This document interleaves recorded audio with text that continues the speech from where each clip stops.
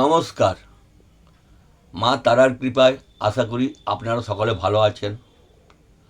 আজ পূর্ণগ্রাস চন্দ্রগ্রহণ নিয়ে কিছু আলোচনা করব।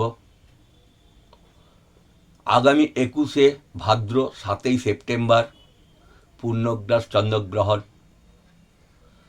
গ্রহণ লাগছে 9:57 এবং ছাড়ছে 1:27। এই গ্রহণ কলকাতা সহ ভারতবর্ষের সমস্ত অঞ্চল থেকে দেখা যাবে।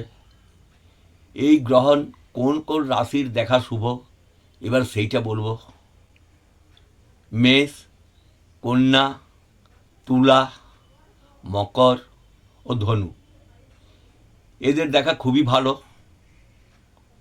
গ্রহণের সময় আপনারা খাবারে এবং জলে তুলসী পাতা দিয়ে রাখবেন এবং গর্ভবতী মায়েদিকে বলছি আপনারা ওই সময় না ঘুমানোরই চেষ্টা করবেন। নমস্কার।